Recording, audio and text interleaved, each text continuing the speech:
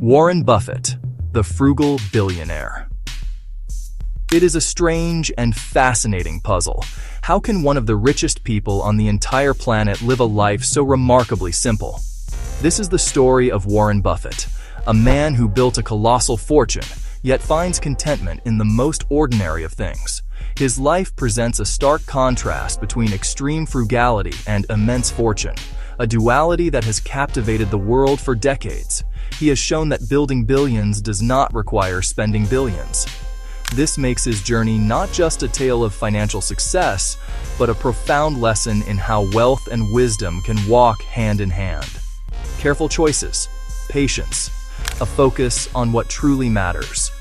Warren Buffett is one of the most famous and respected investors in history. He is often called the Oracle of Omaha. He has an incredible ability to pick successful companies. He can predict market trends over the long term. He is the chairman and CEO of a massive company called Berkshire Hathaway. Through this company, he has accumulated a personal fortune among the wealthiest to have ever lived. But his fame comes not just from his money. Unique philosophy, folksy wisdom, unwavering commitment to simple, powerful principles. His story is a testament to the power of compounding for money, and for knowledge and habits as well. Section 2. The Boy from Omaha, Buffett's Humble Beginnings. Warren Edward Buffett was born in Omaha, Nebraska, on August 30, 1930, during the depths of the Great Depression. This timing shaped his view of money from an early age. He developed a deep appreciation for security, and a strong aversion to unnecessary risk, and an aversion to debt. His father, Howard Buffett, was a stockbroker. Later, he became a U.S. congressman. That exposed young Warren to finance and politics, but it was his own fascination with numbers and with business that set him on his path. He was a prodigy of commerce, making and managing money almost as soon as he could count it. He went door to door selling sticks of chewing gum, Coca-Cola bottles, and weekly magazines. He delivered newspapers, meticulously planning his routes for maximum efficiency. He and a friend bought a used pinball machine for $25. They placed it in a local barbershop. The profits from that single machine let them buy more. Soon they had a small pinball empire. Those ventures taught him about profit margins, about customer demand, and about the power of reinvesting earnings to grow. His passion for investing blossomed in his teenage years. He read every investing book he could find at the Omaha Public Library, some multiple times. He was particularly influenced by The Intelligent Investor by Benjamin Graham, the father of value investing. Graham's philosophy, buy shares for significantly less than intrinsic value, the idea of buying $1 for 50 cents. Buffett enrolled at Columbia to study under Graham, then worked at his firm. He returned to Omaha in 1956 to start his own partnership, pooling small sums from family and friends. With focus and discipline, he applied Graham's principles and delivered extraordinary returns, quietly laying the foundation of his legendary fortune. Section 3. Berkshire Hathaway, the engine of an empire. The name most closely associated with Warren Buffett is Berkshire Hathaway. Today, it is a massive and diverse conglomerate, one of the largest public companies in the world. But it started as a struggling textile firm in New England. Buffett began buying its stock in the early 1960s because it was cheap, a classic cigar butt investment with one last puff of profit left. He took control in 1965, soon realizing American textiles were in terminal decline, and holding on was a mistake. Instead of reviving a dying industry, he used the textile cash flow, however small, to buy other businesses. His first major move was insurance, buying National Indemnity and later Geico, understanding that premiums now and claims later create float to invest for Berkshire's benefit. The float became a continuous source of capital, the engine for Berkshire's growth. Over decades, Buffett and Charlie Munger turned a failing mill into a sprawling holding company. A holding company doesn't make products itself. It owns companies that do. Berkshire now fully owns businesses across sectors. BNSF Railway, Berkshire Hathaway Energy, Dairy Queen, Duracell, Fruit of the Loom. Each subsidiary runs independently, with Berkshire providing capital and oversight. Berkshire also holds a massive stock portfolio, The portfolio includes huge stakes in major companies: Apple, Bank of America, American Express, the Coca-Cola Company. He often becomes one of the largest shareholders, acquiring positions worth tens of billions and holding them for years, even decades. Warren Buffett's method for making money is, in his own words, simple but not easy. His core strategy: buy good businesses at a fair price, not mediocre businesses at a wonderful price. He makes money in two primary ways. 1. Profits from companies Berkshire owns outright. Example, See's Candies, reinvested in more businesses or stocks. 2. The increasing value and dividends from public company shares. Buying shares means buying a small piece of a business.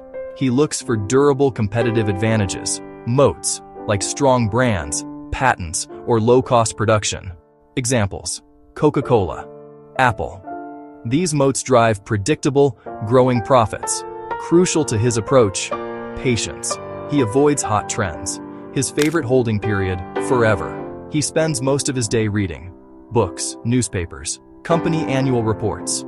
Risk comes from not knowing what you're doing. Homework reduces risk and raises success odds. His estimated net worth fluctuates daily, but has hovered well over 100 billion. Net worth equals total assets, stocks and companies, minus debts. Buffett's assets are largely his Berkshire stake. That huge number isn't a single lucky bet.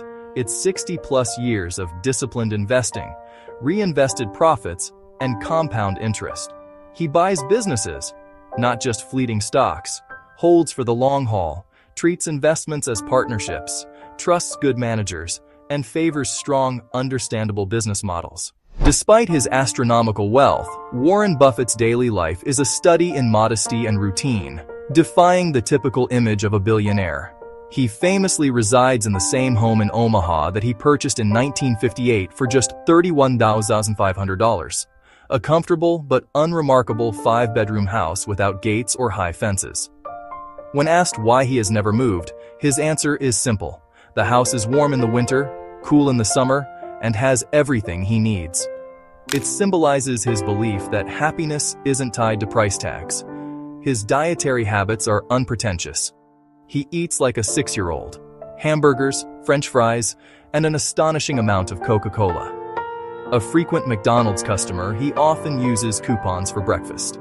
For years, he drove his own practical cars until his daughter called it embarrassing.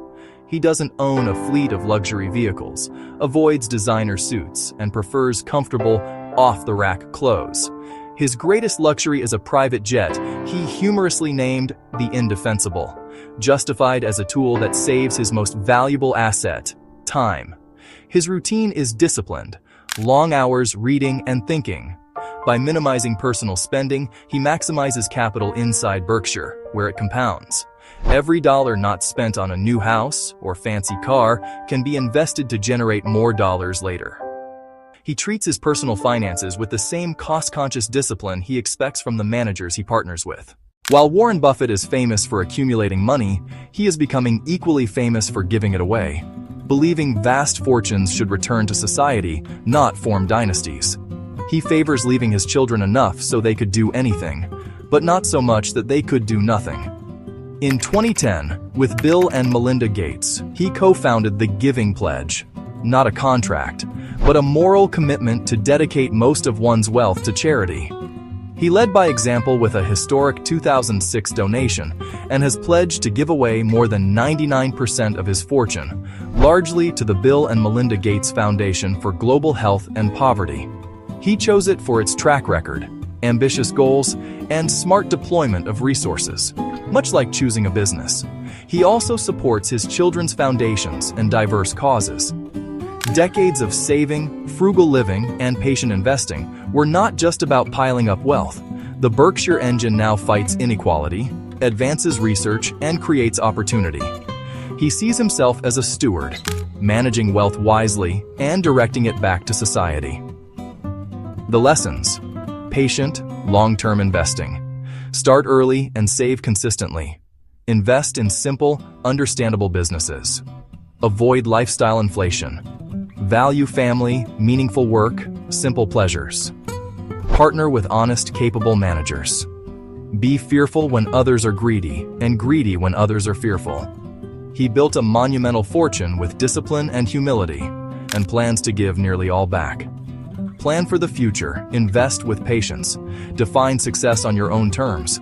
Buffett showed you can win the race without losing sight of the finish line that matters, a life well lived and a world left better than he found it.